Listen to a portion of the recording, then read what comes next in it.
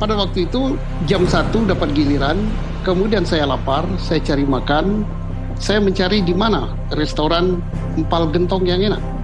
Kemudian tentunya saya bertanya pada polisi. Saya diantar oleh polisi, ditunjukkan restorannya. Kemudian selesai itu, si polisi yang antar saya diperiksa atas perintah Kapolres. Wow. Mudah-mudahan Kapolri dengar. Ada intimidasi dong ya? Iya, ini harus berubah. Saya di situ bentuk saya adalah saya hadir kecintaan saya pada Polri supaya kesalahan yang sudah ada kalau salah itu bisa terkoreksi. Itulah kecintaan saya. Mungkin Pak Susno diperiksa untuk memastikan bahwa betul restoran empal gentong yang terbaik, Pak Susno. Ya, tidak. Ini sekali lagi saya ulangi dan mudah-mudahan didengar, ini harus diputar berkali-kali. Ya. Polisi yang muda, inisialnya R, pangkat AKBP, memerintahkan Propam memeriksa polisi yang antar saya. Saya minta Kapolri periksa orang itu, bila perlu dicopot jadi Kapolres, dan tidak wajar dia untuk memimpin Polri ke depan. Kapolres mana, dia Pak Susno? Tidak berubah. Tidak saya sebut, inisialnya R. Itulah teman-teman cuplikan dari Pak Susno Duaji, di mana ada sosok Kapolres berpangkat AKBP inisial R. Kini menjadi sorotan setelah disinggung mantan Kabareskrim Polri Komjen Purnawirawan Susno Duaji. Nah, Susno Duaji menyerukan Kapolri dan Propam Mabes Polri untuk menindak Kapolres berinisial R karena telah sewenang-wenang.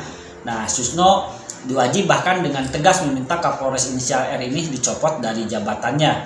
Bahkan dalam tayangan TV, Susno Duaji yang menjadi narasumber diskusi terkait penanganan kasus Pina Cirebon mengungkap kekecewaannya terhadap Polri di level bawah yang menganggap bahwa penggugat peninjauan kembali atau PK melawan putusan atau aparat penegak hukum termasuk dirinya.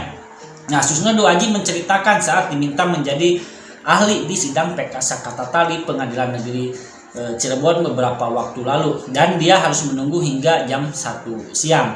Nah, sebelum memberikan pandangannya di sidang PK, Susno Duaji merasa lapar dan ingin menikmati empal gentong yang enak di Cirebon. Karena tidak tahu lokasi, Susno lalu bertanya ke polisi yang berjaga di situ.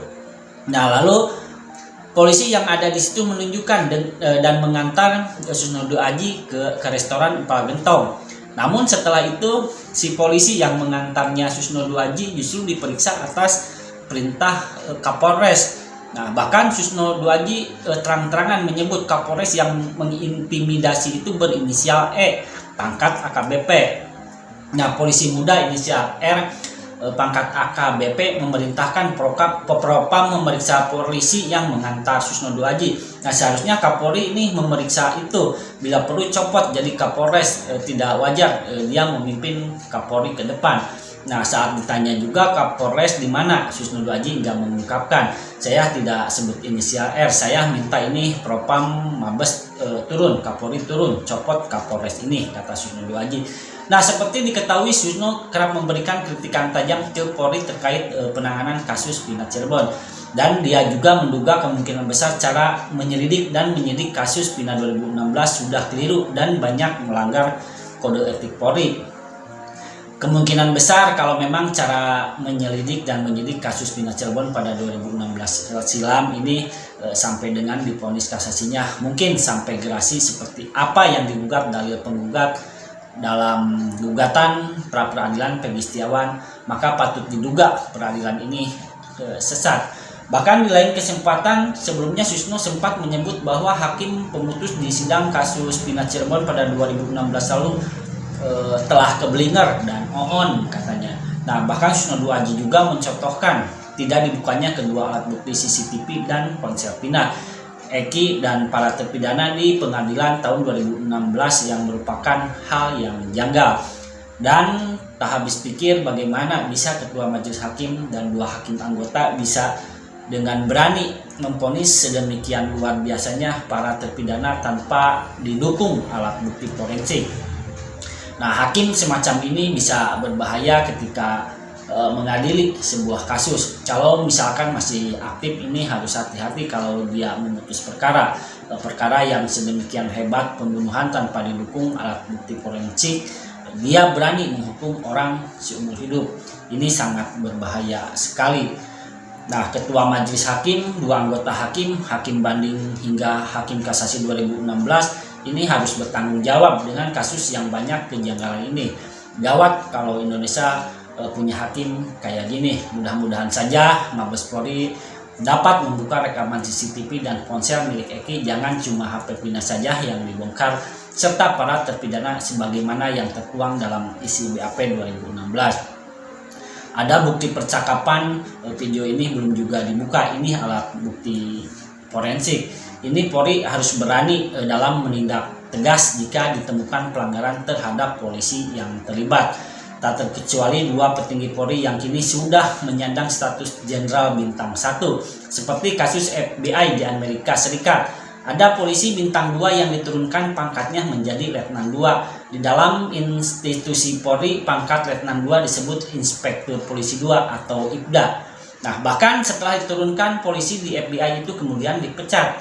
Nah, semua panggil polisi kalau ada yang melanggar berat, ya sama dengan di Amerika. Seorang Jenderal Bintang 2 dari FBI salah mengambil langkah, turunkan jadi Letnan 2. Kemudian pecat, selesai, sudah.